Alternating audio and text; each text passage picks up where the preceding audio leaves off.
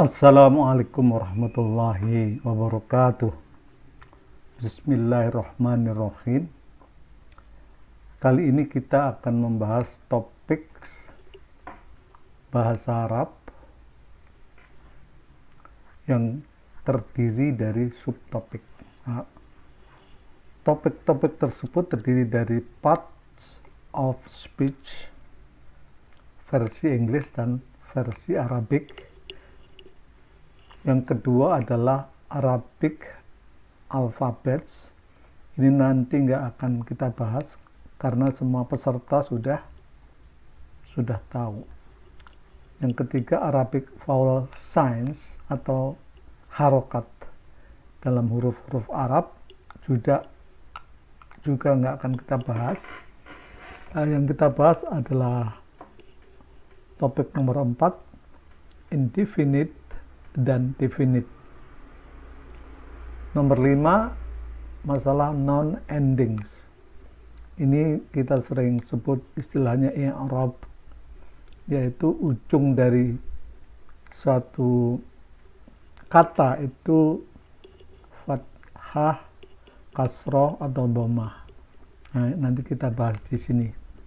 Nomor 6 adalah the nominal sentence, yaitu kalimat yang dimulai dengan menggunakan isim.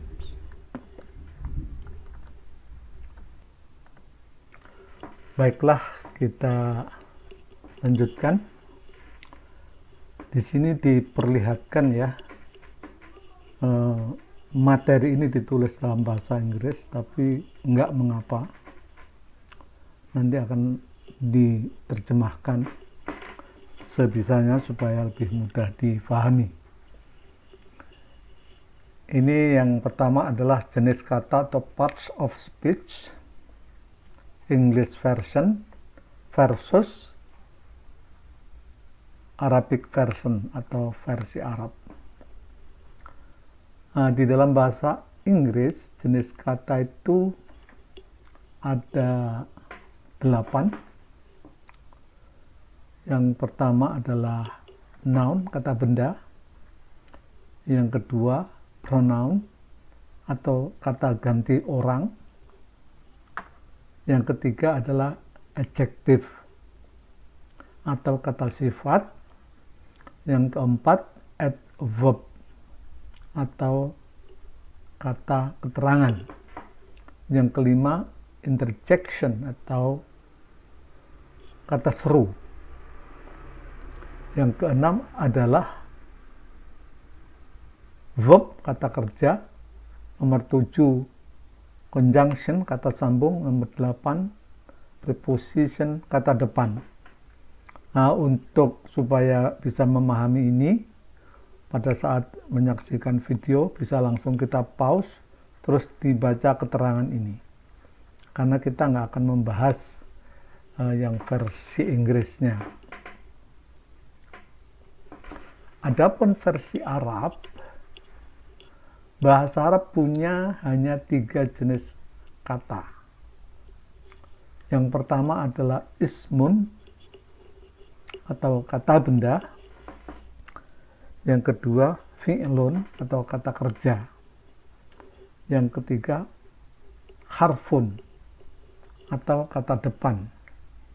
Kita sering menyebutnya harfu jar atau huruf jar. Nah, jenis kata-kata di dalam bahasa Inggris dan dalam bahasa Arab itu kalau diperbandingkan nampak seperti tabel yang ada di slide berikut. Kalau tadi bahasa Inggris disebut noun atau kata benda, maka pronoun, adjective, adverb, interjection, kalau di dalam bahasa Arab itu semuanya dia anggap sebagai ismun. Nah, kemudian yang berikutnya adalah verb atau kata kerja. Dalam bahasa Arab disebut fi'lun. Terus berikutnya adalah conjunction, kata sambung. maupun preposition kata depan itu di dalam bahasa Arab cukup diberi nama harfun atau partikel.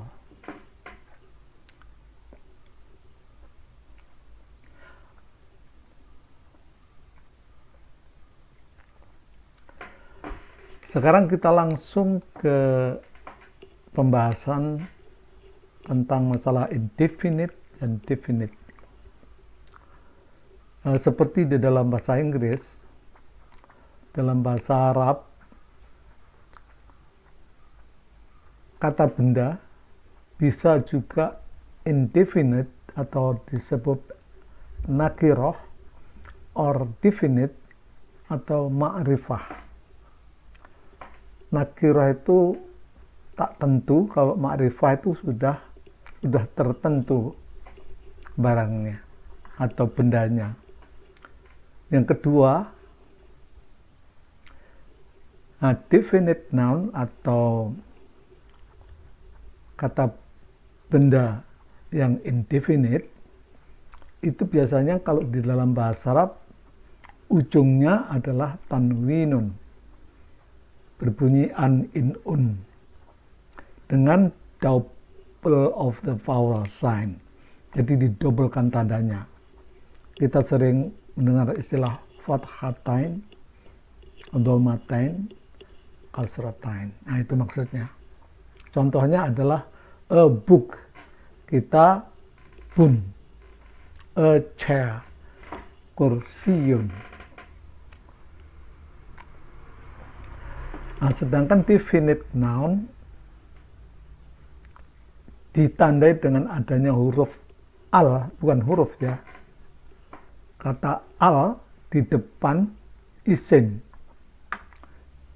Ini menyebabkan tanwinnya harus hilang. Sehingga yang tadinya kitabun dikasih al menjadi alkitabu. Kalau bahasa Inggris itu al itu punya padanan sebagai the. Kalau bicara the book atau alkitab, bukunya sudah tertentu. Demikian contoh juga kursiyun ditambah al menjadi al-kursiyu.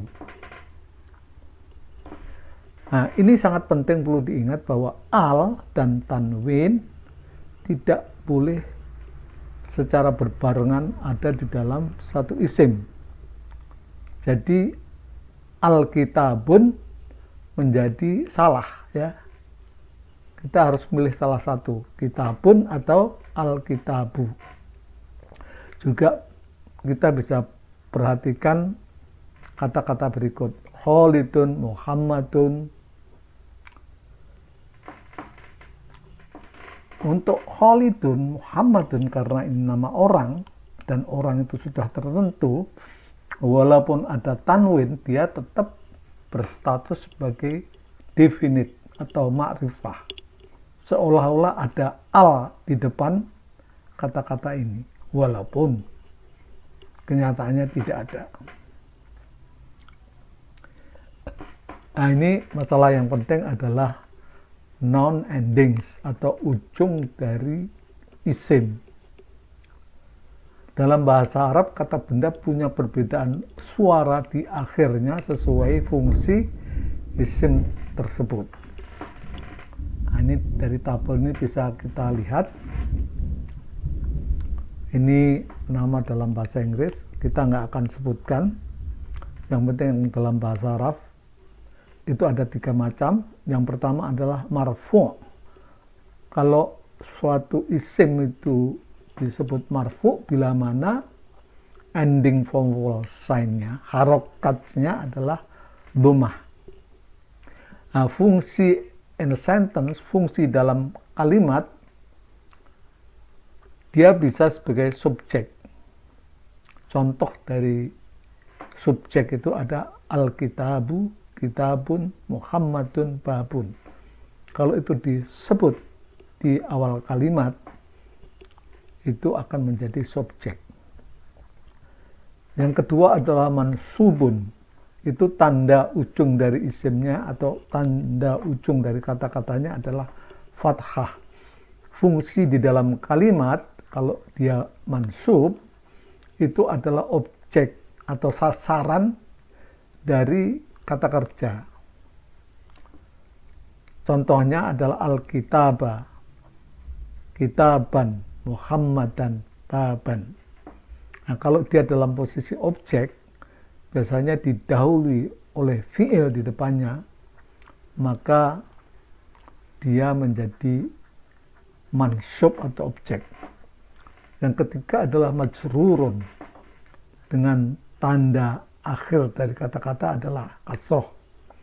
Nah, itu biasanya bersifat sebagai pemilik dari suatu benda, atau apabila dia diletakkan sesudah kata depan atau preposition, maka dia akan menjadi Alkitabi, kitabin, Muhammadin, babin. Nah, untuk sementara itu dulu, nanti akan kita lanjutkan pembahasan itu pada video berikutnya. Terima kasih atas perhatiannya, mudah-mudahan bermanfaat. Untuk sementara mungkin belum bisa difahami sepenuhnya, nanti kalau sudah ada contoh-contohnya akan bisa difahami dengan baik. Wassalamualaikum warahmatullahi wabarakatuh.